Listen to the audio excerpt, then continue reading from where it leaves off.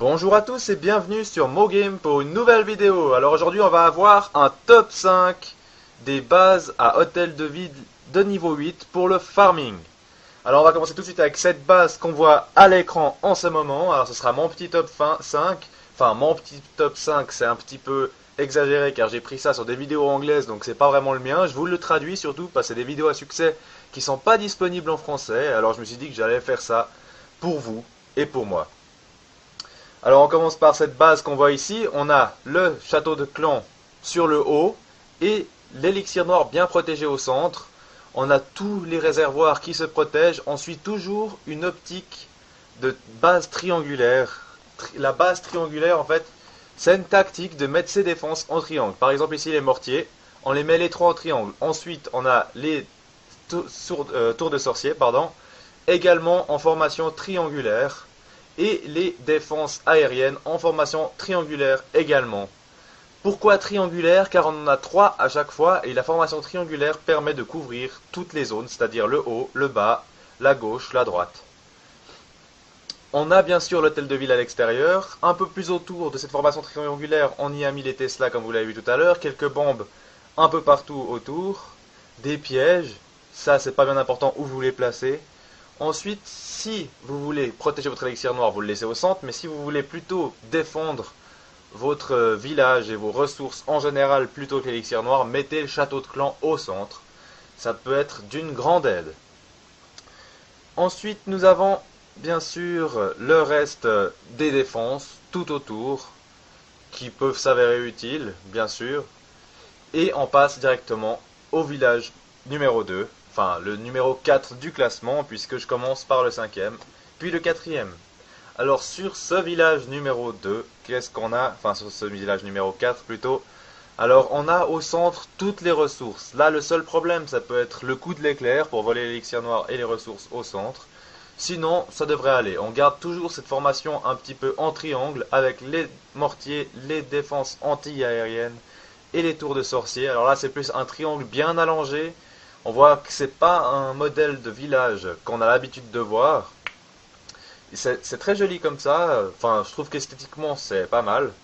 Ensuite, bien sûr, si on préfère bien défendre ces ressources, on va pouvoir mettre l'air défense, donc la défense anti-aérienne.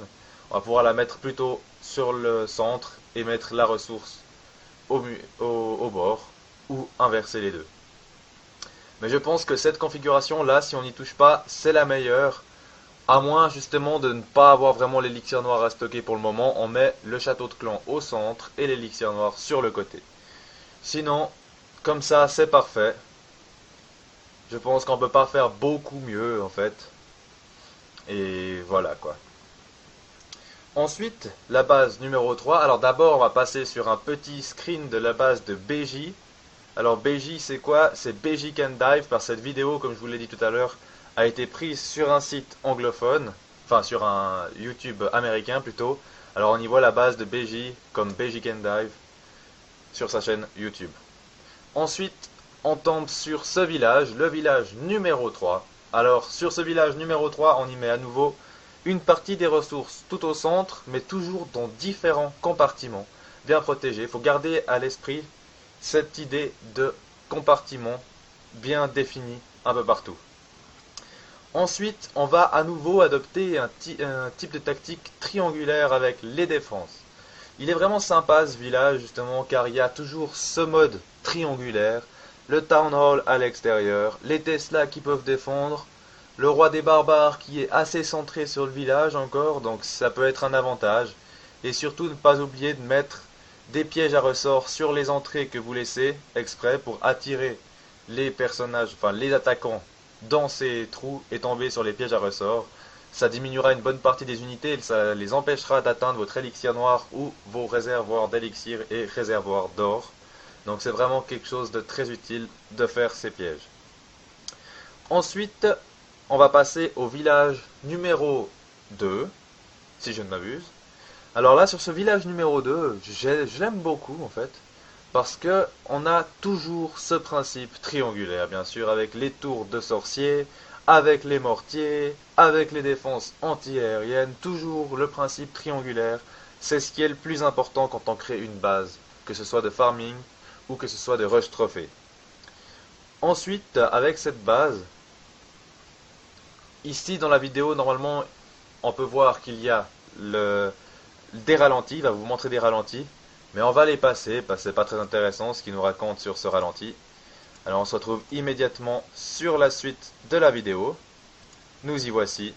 Alors sur ce village, on peut quand même dire que le château de clan est bien au centre et peut défendre tout le village. Donc ça c'est un bonus, c'est le bonus principal de ce village, avoir le château de clan au centre. C'est vraiment quelque chose de sympa. Ensuite pour le numéro 1, on y arrive, le voici. Ce village numéro 1. Alors là, il y a vraiment quelque chose de sympa, c'est que le château de clan, à nouveau comme sur le village précédent, est au centre, enfin plus ou moins centré, donc ça défend plus ou moins tout le village. Dès qu'il y aura une intrusion, les troupes vont venir défendre. Ensuite, on y met des pièges à ressort dans les intersections des cases, donc des différents compartiments de murs. On met les murs, on laisse un petit passage et un piège à ressort. Ça augmente vraiment considérablement les pertes ennemies. On y met des Tesla camouflés un peu partout, hein, toujours en essayant de garder une formation un petit peu triangulaire, vu qu'on peut avoir 3 Tesla au niveau 8. Et on continue avec les ressources bien protégées, toujours vers le centre. On a peut-être l'élixir là qui est un petit peu exposé, mais à part ça, l'or est bien protégé. Une bonne partie de l'élixir est protégée. Et voilà, en tout cas, c'est vraiment sympa. Voilà, c'est déjà tout pour cette vidéo. Vous avez le droit de choisir la base que vous préférez, bien sûr.